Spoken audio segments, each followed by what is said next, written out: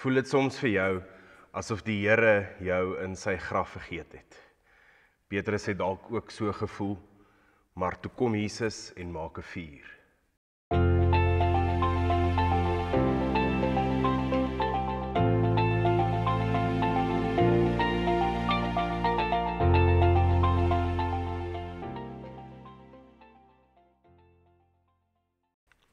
Vriende, goeiemôre en baie welkom. Ons is tans nog in die Paastyd en dit is die tyd wat ons gebruik om onsself in die opstanding van die Here in te leef. In hierdie tyd het ons die afgelope paar weke so saam deur Johannes gereis om die Paasverhaal weer te hoor. En in Johannes 19 het ons op Goeie Vrydag die kruisigingsverhaal weer gelees en die hele traumatiese gebeure rondom dit. Ons het gehoor in Johannes 20 weer hoe Jesus uit die dood uit opgestaan het en hoe hy 'n paar keer aan sy disippels verskyn het. Maar wat gebeur na dit alles wanneer hierdie groot skok van die traumatiese gebeure van die kruis en die groot vreugde van die opstanding van die Here nou begin vervaag?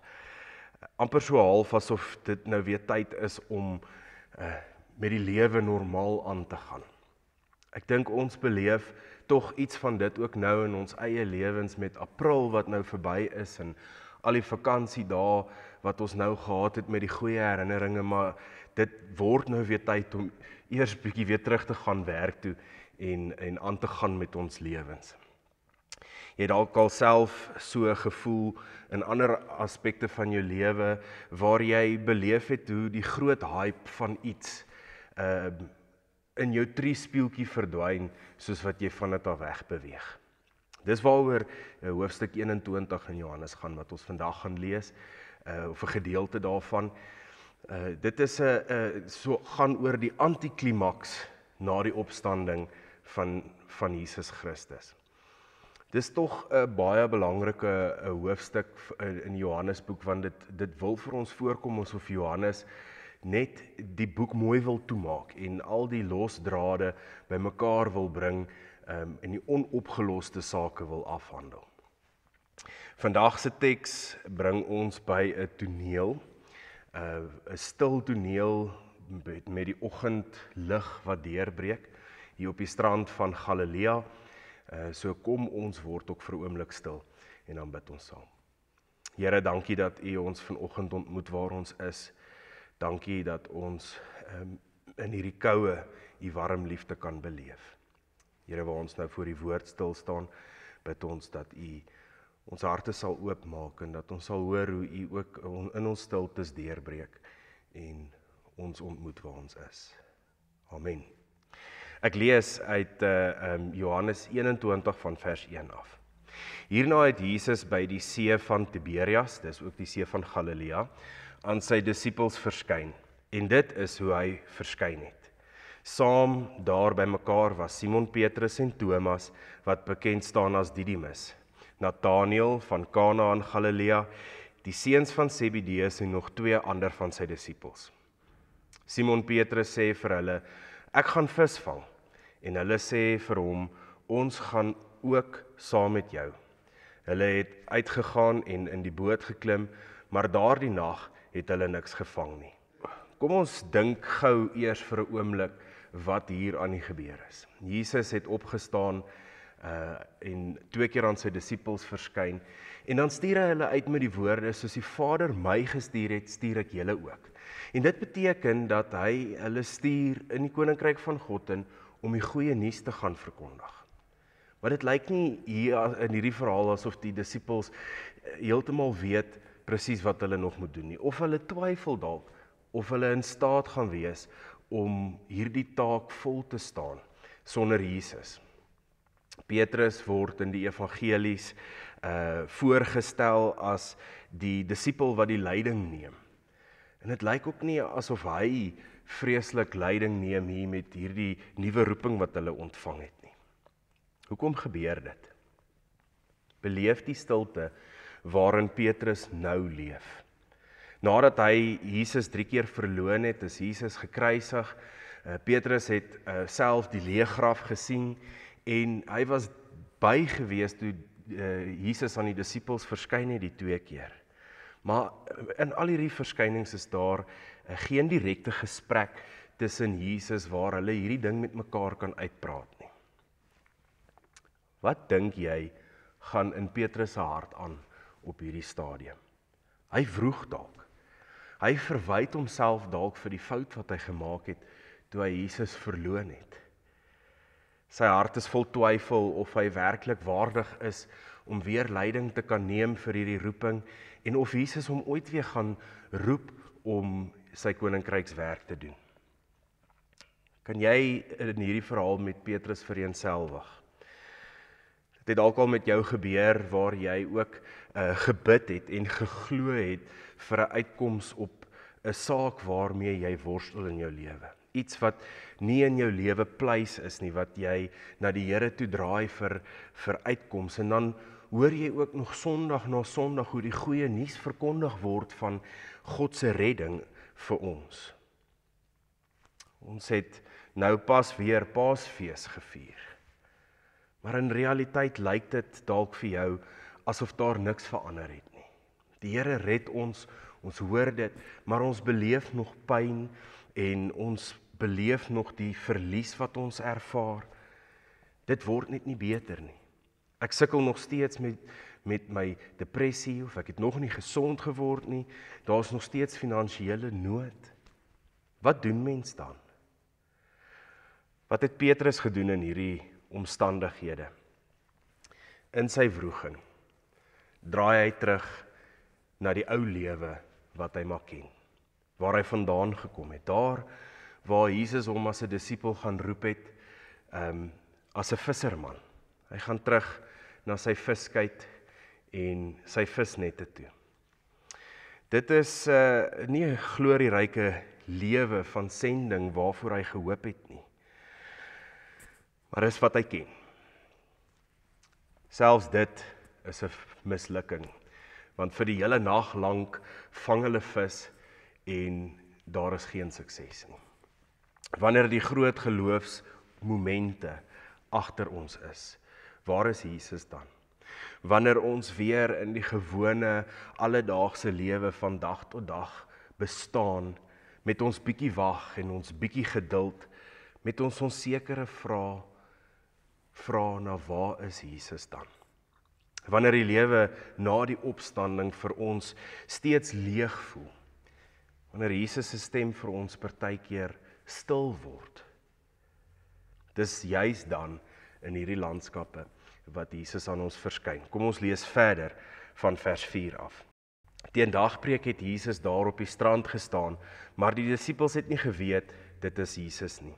Jesus vra hulle toe: "My kinders, julle het seker niks om te eet nie?" Hulle antwoord hom: "Nee." Hy sê toe vir hulle: "Gooi die visnet uit aan die regterkant van die boot en julle sal iets kry." Hulle gooi dit toe uit en vanweë die groot klomp vis was hulle nie in staat om dit in te trek nie. Daarop sê die disipel, die een wat Jesus liefgehad het, vir Petrus: "Dit is die Here." Toe Simon Petrus hoor dat dit die Here is, het hy sy bookleed omgebind, want sy boelei was skaal, en in die see gespring. Maar die ander disipels het met die skuit gekom en die net met die visse gesleep, want hulle was nie ver van die land af nie, net ongeveer 200 el. Jesus verskyn hier vir die 3de keer weer aan sy disipels. Dit is nie met 'n groot fanfare nie, dit is ook nie in die tempel waar Petrus hulle kry nie. Dit is in die doodgewone lewe, in die mislukking van hulle roeping, dit is binne hierdie frustrasie van 'n mislukte vangs. Jesus roep uit: "Het julle iets om te eet? Kon julle iets vang?" En toe hulle antwoord met nee, ons het niks gevang nie, wys Jesus weer vir hulle dat hy in beheer is van alles en dat hy in hierdie oomblik van frustrasie en mislukking daar is om aan hulle te voorsien. Toe hulle die net uitgooi aan die ander kant van die boot, het hulle reuse sukses. Ons lees verder van vers 9 af. En toe hulle aan land kom, sien hulle daar 'n koolvuur gereed en vis wat daarop lê en ook brood. Jesus sê vir hulle, bring van die visse wat julle nou net gevang het. Simon Petrus het toe aan boord gegaan en die net vol groot visse op die land getrek, 153. En hoewel daar so baie was, het die net nie geskeur nie. Jesus sê vir hulle, kom eet ontbyt. Niemand van die disippels het egter gewaag om hom te vra, wie is u nie? Want hulle het geweet, dit is die Here. Jesus kom toe, neem die brood en gee dit vir hulle, en so ook die vis. Dit was reeds die 3de keer dat Jesus aan sy disippels verskyn het, nadat hy uit die dood opgewek is. Johannes gebruik baie simboliek in hierdie gedeelte, hoe hy vir ons wil wys hoe Jesus sy disippels versorg, nie net fisies met kos nie, maar innerlik in hierdie verwarring wat hulle is, veral vir Petrus. Petrus swem aan wal, sy klere is sopnat, sy hart klop heel waarskynlik vinnig omdat hy hierdie end moes swem. Maar wanneer hy dan op die strand aankom, dan stap hy eintlik in hierdie toneel in waar Jesus reeds besig is om te voorsorg. Hy het 'n vuur gemaak, daar is vis wat op die kole braai en brood om saam met dit te eet. Johannes is ook die een wat vir ons vertel dat Jesus in sy bediening gesê het, ek is die brood van die lewe, die brood wat lewe gee. Dit is dieselfde verhaal wat Johannes ook vertel waar Jesus 'n hele skare mense voed met net 5 brode en 2 visse.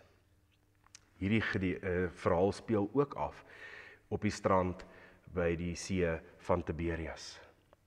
Jesus wil sy disippels versorg. Hy wil hulle weer herinner aan die feit dat hy die brood van die lewe is. Wat beteken dat hy hulle wil ontmoet in die nood en in hulle verwarring om hulle weer te versterk en hulle krag te gee en weer 'n keer te roep vir die koninkrykswerk. Hy wil hulle herinner dat hy die een is wat die lewe gee en dat die lewe maar dood en onvrugbaar is sonder hom. Jesus is die gasheer. Daar's 'n vuur met kos. Dis huislik. Voel jy daar tuis? Wanneer Jesus roep van 'n afstand af, amper onherkenbaar, maar tog so naby, vra hy 'n eenvoudige vraag wat gelaai is met deernis. Het julle iets om te eet? Wanneer Jesus die vuur aansteek, is dit 'n uitnodiging van gemeenskap, om tyd saam te spandeer, om saam te gesels en te eet, en die sorg van God te beleef wat hulle innerlik voel. In seisoene van verlies, of in tye waar ons in die stilte moet wag, ontmoet Jesus ons nie altyd met antwoorde nie, maar met sy teenwoordigheid. En wanneer ons hierdie teenwoordigheid van Jesus beleef, is dit nie altyd ooglopend of oordadig nie. Dit breek deur in die stilte, soos die oggendlig en die warm vuur op die oewer van ons donkerste nagte.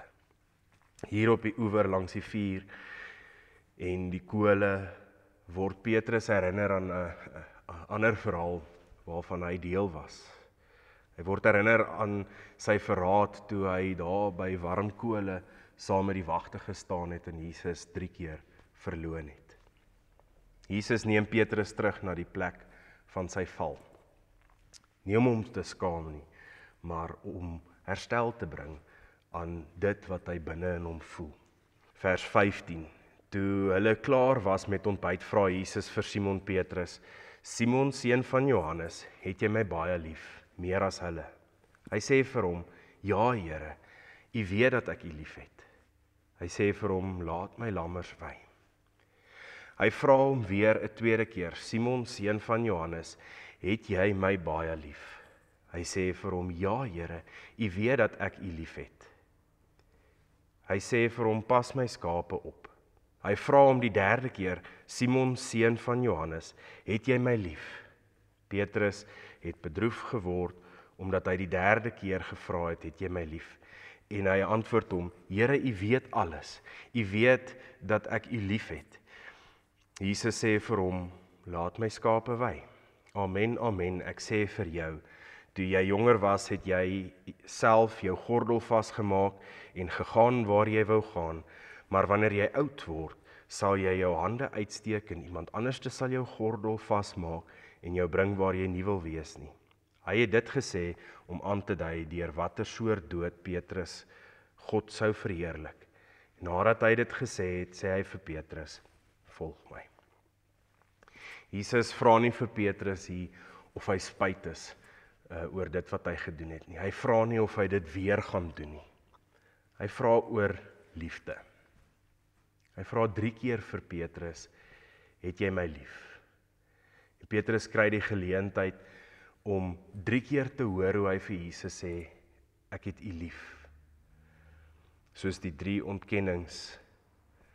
Petrus word deur Jesus se liefde herstel tot diensbaarheid. En Petrus se liefde vir Jesus word nou die grondslag van sy roeping.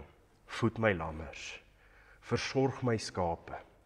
Jesus gee hom nie net 'n tweede kans nie, hy herbevestig sy plek hier as die een wat moet leiding neem vir hierdie roeping om die goeie nuus te gaan verkondig. Johannes vertel die verhaal waar Jesus vir sy disippels sê, ek is die goeie herder wat my kudde versorg. En wanneer Petrus se liefde vir Jesus oorgaan in hierdie roeping wat hy nou ontvang, dan vra Jesus van hom om sy kudde te versorg, soos wat hy dit self sou doen. Die ander ding wat hier gebeur is dat Jesus vir Petrus weer die kans gee om net homself te hoor sê, hy is lief vir Jesus. Dis Jesus se manier om Petrus in sy stille wroeging te kan troos en om hom vry te maak van dit wat gebeur het by die koolvuur toe hy Jesus verloon het. Dit troos en dit bring weer betekenis aan hierdie gebroke verhouding. Wat doen Jesus met jou mislukkings? Met jou skuld of die stiltes in jou lewe? Hy wys nie net vir jou genade nie, hy herstel jou en hy stuur jou weer terug in die koninkryk van God. Jesus kyk nie weg van ons gebroke stories nie. Hy loop daarin in en hy gebruik dit en hy vorm daaruit ons roeping. Hierdie roeping is nie altyd maklik nie. Jesus sê dit ook vir Petrus wanneer hy sy dood voorspel. Die pad wat ek jou gaan stuur is jou kruispad wat jy moet stap. Maar volg my nog steeds. Nie net met jou geloof nie, maar met jou hele lewe. Om Christus lief te hê vra oorgawe, selfs pynlike oorgawe. Maar dis in die oorgawe dat die volheid van die lewe gevind word.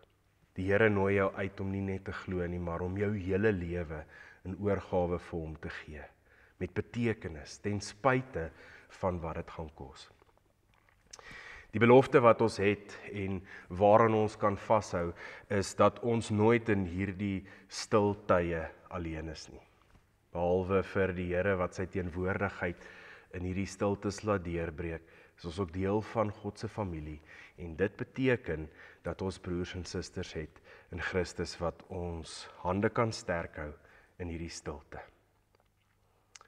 Mag ons dit vir mekaar wees hier ook in ons geloofsgemeenskap, om nie vas te kyk in verraad of ongemaklike verhoudings nie, maar om mekaar te omhels met die liefde wat ons by Christus leer ken en daar waar 'n broer of 'n suster swaar trek, 'n hand uit te reik of 'n telefoon op te tel en te vra hoe kan ons jou help.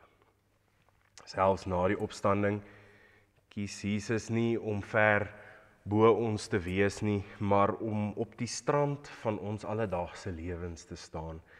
En hy roep ons met sy liefde. Hy gee wanneer ons niks het om te wys nie. En hy vra net een ding terug. En dit is, het jy my lief? Daardie eenvoudige vraag word ons geroep. Nie om terug te keer na die nette van ons ou gewoontes nie, maar om die kudde te versorg. Om te leef uit liefde en om hom te volg. Jesus nooi ons om aan die vuur te sit waar genade die laaste warm woorde spreek en liefde die eerste stap is tot ons roeping. Mag jy hoor hoe Jesus jou roep, volg my. En mag jy met Petrus 'n nuwe vrymoedigheid leef, vol liefde, vol roeping en vol genade. Amen. Kom ons bid saam. Here Jesus Christus, U staan nie net op die oewer van Galilea nie. U staan ook op die oewers van ons lewens. U roep ons tot diens en U herstel ons met U liefde. Dankie dat U weet wie ons is, selfs wanneer ons worstel en val, of stilweg probeer aangaan. Gee vir ons as gemeenskap die genade om mekaar te dra soos die Petrus gedra het, met sagtheid en waarheid, met genade en hoop. Laat ons vuur maak vir ander, soos U vuur gemaak het vir sondaars. Here, ons is lief vir U. Stuur ons nou in die week in, nie as mense wat alles agter mekaar het nie, maar as mense wat ons kruise opneem en ons lewe gee vir die koninkryk. Lei ons deur die Gees om in hierdie tye te onthou dat U die Here is wat kies om te midde van alles daar te wees vir ons en ons te vertroos en te versterk en om aan ons te voorsien wat ons dan en daar nodig het.